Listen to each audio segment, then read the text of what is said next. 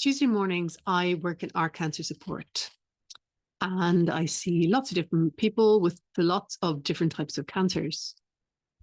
And just recently, people have just been really, really fearful and really, really anxious and really, really stressed, even more than maybe 5 years ago. I do think the pandemic has played a role in this.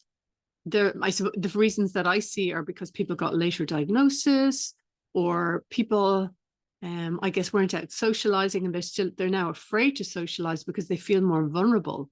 And trusting yourself and trusting your body, especially if it's a shocking diagnosis, if you got very little warning, if you had no symptoms, that maybe hindsight you think, oh my goodness, that was a sign, or maybe I should have gone to see the doctor.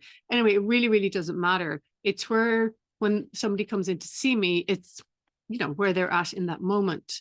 And I had this lovely lady in yesterday, and she was terrified. I mean, she was literally, as she walked, she was literally frozen with fear, and fear to the point she was finding it difficult to walk, because this is what fear can do. Fear, I mean, we know all these, we're familiar with all these phrases, but sometimes I see them, paralysis of fear. And this poor woman, as she walked in and she's feeling for the chair. Anyway, she sat down and we had a little bit of a chat first. And there's a lot of grief around having had a cancer diagnosis as well, because this woman had lived all her life. She'd never had a day when she was unwell or sick. And then suddenly to her, it feels like it's this big, massive, and it is, that's what it feels like. And so therefore it is, because it's how you perceive it and what it feels like to you. And it's very frightening.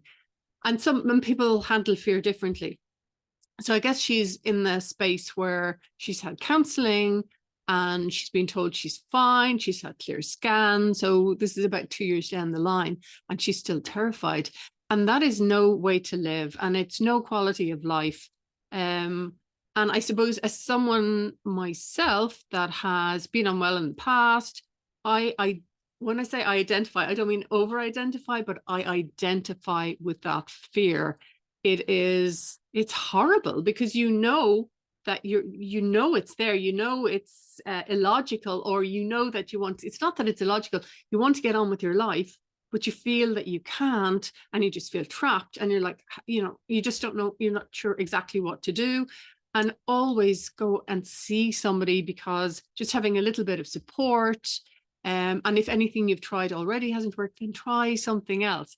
Acupuncture is really, really good for people that feel like this. And the reason, sorry, I'm moving, and I want to not move so much it'll drive you mad watching this video. It's really good because I work on the nervous system, quite literally. That's what the needles work on. And it sends messages to the brain, and you light up a different area in the brain, telling the brain to tell the body what to do. In this case, it is to release relaxing hormones. And what happens, so people go from, being quite nervous because they're already scared, and now I'm about to put a needle in you.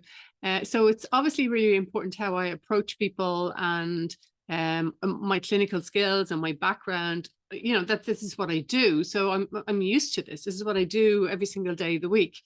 And when you put the needles in, it takes just a few minutes, and you can literally, I can see people on the plinth, and I can see their face, and just begins to relax, and people maybe laugh, or they might even ask a question that's unrelated to how they're feeling or how they're doing.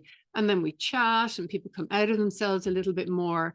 And then I actually leave people, depending on how frightened. If a person is really, really frightened, I will not leave them in the room on their own for any length of time.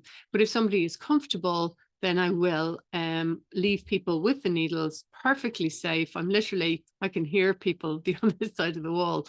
So it's absolutely fine. There's no risk at all to people. And by the time I come back in and I go to take the needles out, there's just such a shift in people.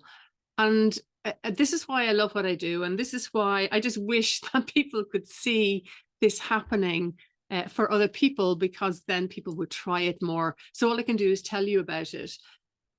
This lady, I'll see her for another 5 sessions, definitely.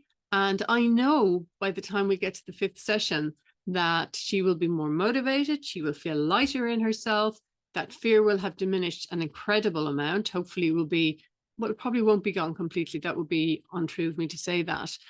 But she'll be able to have a good quality of life again.